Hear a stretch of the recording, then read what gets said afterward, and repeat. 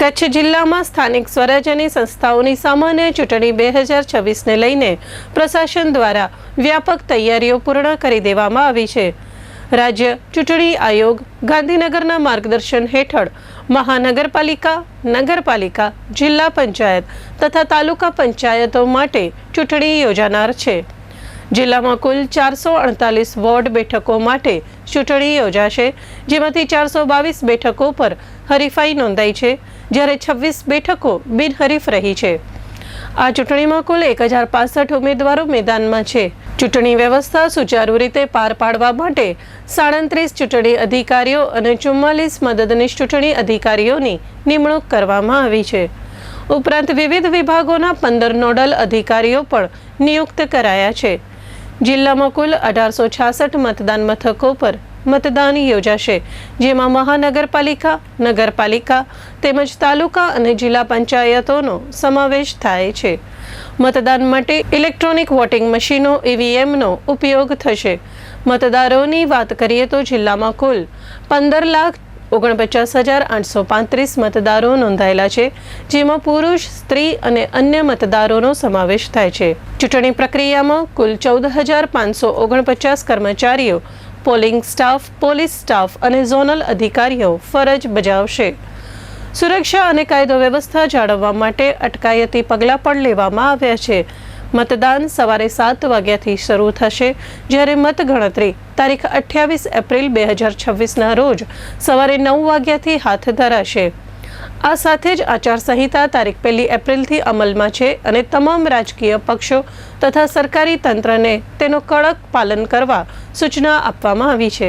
સ્થાનિક સ્વરાજ્યની ચૂંટણીઓની પ્રક્રિયા હાલમાં ચાલી રહી છે અને એના અંતિમ તબક્કામાં આપણે સૌ જાણીએ છીએ તારીખ 26 એપ્રિલના રોજ એટલે કે આગામી આ રવિવારના રોજ મતદાનની પ્રક્રિયા યોજાનાર છે।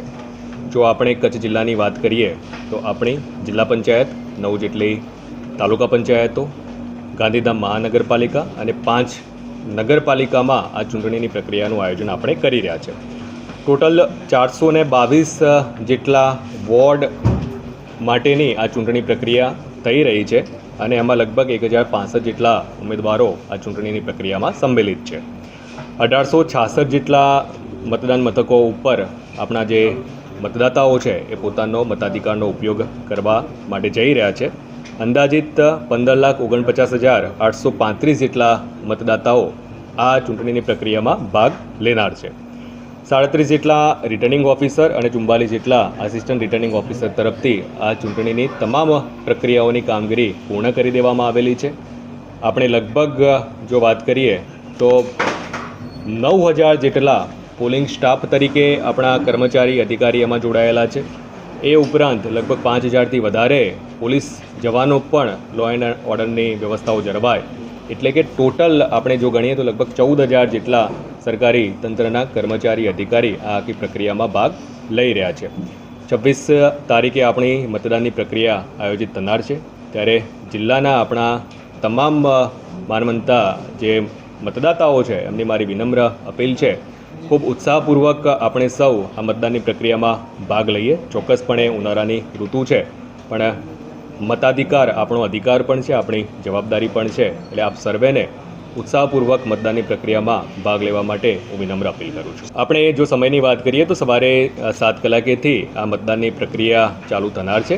સાંજે લગભગ 6 કલાક સુધી આ પ્રક્રિયા આપણી ચાલનાર છે, એટલે આ દરમિયાન આપણા જે મતદાતાઓ છે એ પોતાના બૂથ ઉપર જઈ અને પ્રક્રિયામાં ભાગ લઈ શકે છે।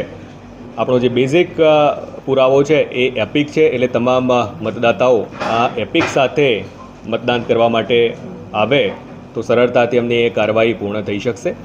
આમ છતાં પણ કોઈની પાસે કદાચ એપિક ન હોય તો રાજ્ય ચૂંટણી આયોગ તરફથી અલગ અલગ 14 જેટલા પુરાવાઓ પણ માન્ય રાખવામાં આવેલા છે, એટલે આ 14 જેટલા જે પુરાવાઓ છે એ પણ જો એ પોતાની સાથે લાવશે તો ચોક્કસપણે આ મતદાનની પ્રક્રિયામાં મતાધિકારનો ઉપયોગ કરી શકશે। આપણા જે તમામ મતદાતાઓ છે એ ઉત્સાહપૂર્વક એમાં પાર્ટિસિપેટ કરે। સ્થાનિક કક્ષાએ જે આપણી ટીમ છે એ ટીમની વ્યવસ્થાઓ કરવામાં આવેલી છે। આ આપણી જે ટીમ છે એ મતદાન મથક ઉપર જે પણ નાની મોટી વ્યવસ્થાઓ સૂચનાઓ પ્રમાણે કરવાની થતી હોય એ ચોક્કસપણે કરવાના છે।